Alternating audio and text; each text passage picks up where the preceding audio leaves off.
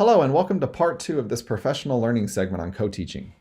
This segment will now focus on co-instructing, whereas the prior learning segment, part 1, focused on co-planning. My name is Dr. Derek Riddle. I'm an assistant professor here at CSU Stanislaus in the Department of Teacher Education. The threefold purpose of this training is similar to the training in part 1. First, to provide you with an understanding of the components of co-instructing, so that you may apply that framework to your own efforts at co-instructing, and then to be able to also self-assess your efficacy towards effective co-instructing. I would also like to again thank our partners at Cal Poly. Their rubric tool allows us to have a clearer conception of co-instructing. Again, co-instructing is one of the 3 core components of the co-teaching model. Co-teaching is comprised of co-planning, which was discussed in part 1, co-instructing, the focus of this segment, and co-assessing, which will be elaborated further in part 3 in another training video. Co-instructing is comprised of 4 unique models to be used in various teaching situations and contexts.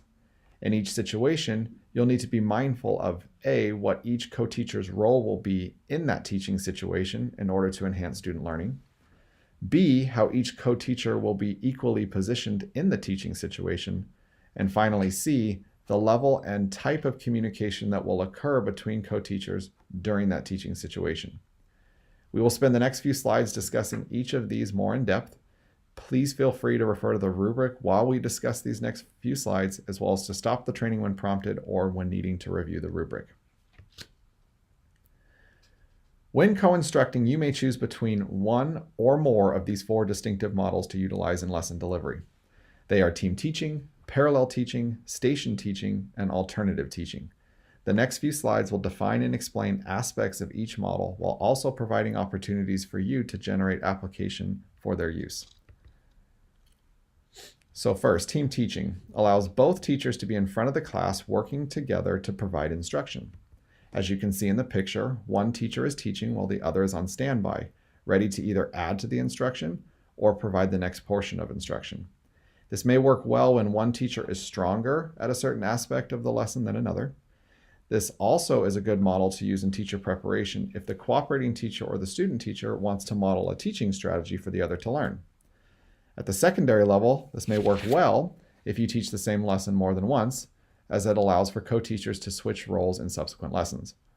Take a moment here to pause and discuss how you might apply this model to an upcoming lesson.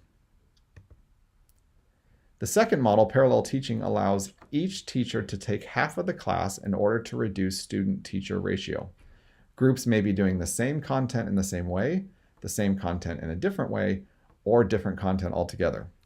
As you can see in the picture, this model allows for teachers to focus on a smaller group in order to improve student achievement. This model may also allow for differentiated instruction, where one teacher may work to extend the learning for some learners, while the other works to remediate or reteach to students who are struggling. For teacher preparation, this also allows for a student teacher to have independent opportunities to practice their craft without the teacher leaving the room, but also not necessarily under their direct supervision. Take a moment here to pause and discuss how you might apply this model to an upcoming lesson.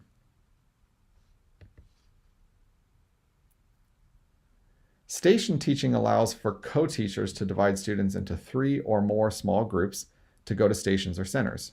Students rotate through these centers, and teachers can facilitate individual stations or circulate among all students. As you can see in the picture, this model is much like parallel teaching, but allows for smaller groups for co-teachers to focus on. This model may work better for chunking instructional segments rather than for remediation. For example, one teacher teaches a concept to a small group while the other teacher teaches a different concept. This model is like team teaching, but in small groups rather than using a whole group. This model may also allow the cooperating teacher to observe the student teacher teach a small group while circulating to the other groups, or vice versa for the student teacher to observe the cooperating teacher while also circulating to the other stations and groups.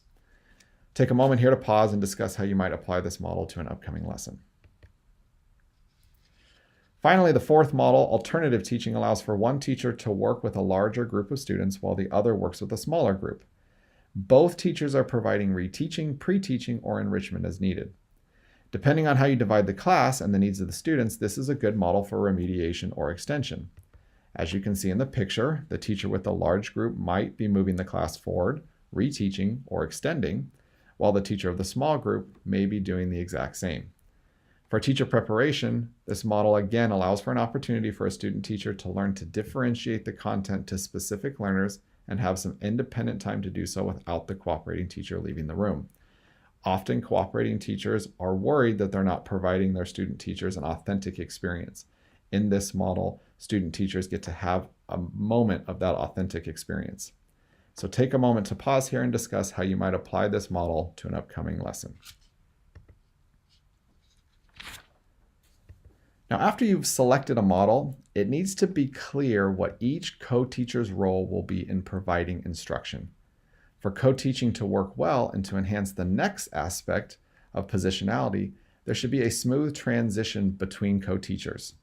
This happens in two ways: when both co-teachers understand their role, which should have been delineated in co-planning, and or when both teachers have a strong relationship that allows them to teach together seamlessly. Usually, though, this happens when effective co-planning has occurred and working with this model over time to enhance the whole class and individual learning. It's important for classroom management and seamless instruction to communicate to students that both teachers are positioned equally in the class by authority and respect. We do not want students playing the mom and dad game, as I call it, and trying to go to one co-teacher over another to meet their needs. To foster this, make sure consistent language such as we or our is used, and the interactions between co-teachers are visibly respectful. This should ensure students view both co-teachers as equals. A final aspect of co-instructing is that there will be times needed to support each other and make modifications during the teaching situation. Co-instructing allows for co-teachers to take moments during the lesson to huddle, which is not a discussion for students to hear about the instruction. These conversations should be centered in student data being collected during the lesson and or about instructional moves. This is not a time where you want to gossip about students or have a conversation about something unrelated to the instruction. So to provide you an effective model of co-instruction, myself and a colleague, again, Dr. John McFarland, filmed a portion of our co-instruction session to highlight some of the criterion of co-instructing. To provide you some context for the video, Dr. McFarland and I were teaching a segment of our EDSS 3900 course, Foundations of Secondary Education, to a small group of willing students.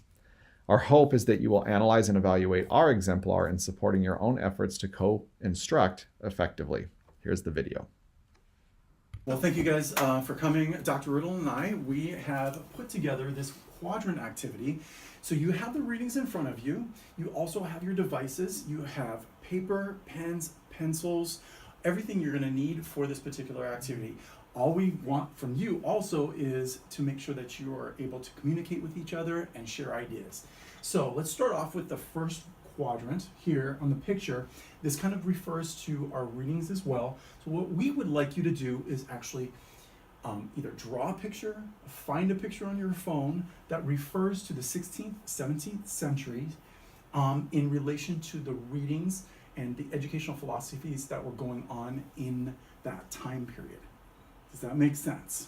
Yes. Okay, so we're going to give you a few minutes right now so that you can either search something, start creating a masterpiece, okay, and then we will come to you and check in, and then we'll share out. And okay? Dr. McFarland, if I can add a piece, Please. just one, right? Don't feel like you have to find a picture that covers the expansiveness of those centuries, or 2 centuries. Just maybe one event that you thought was particularly interesting and something that's related to that. Yeah, so definitely we want to look for that significance. Okay? Cool. All right.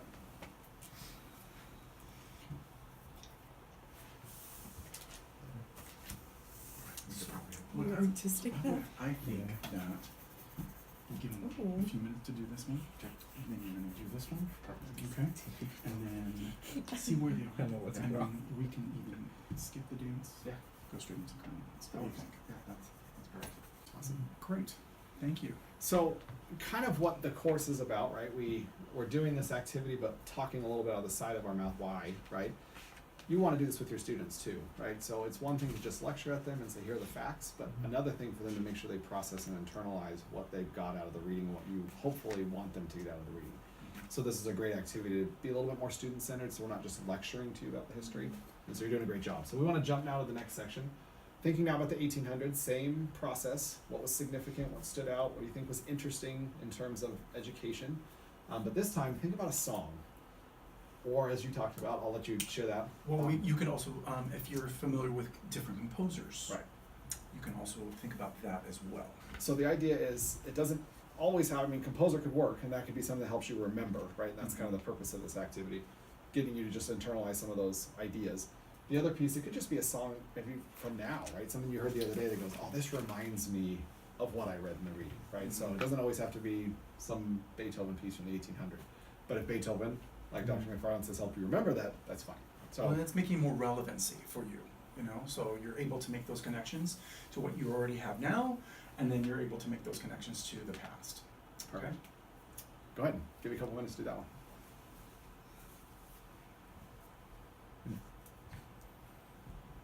So Dr. McFarland, I'm thinking you're right. I'm thinking now that we've done part one and part two, I think Mhm. they now understand the purpose of the activity. Yeah. They start to see that. I think maybe the most significant is that next piece we want to talk Yeah, about what with do you jumping think's ahead. I think so, yeah. 'Cause- So Oh, we're, I was yeah, thinking I think we're gonna be maybe, able to skip the dance. But I don't know if that's Okay. the Sounds same good. like And then you wanna take era. that? Sure, Kind of like yeah, we can do that. like I'll isn't take that it when back like you. the whole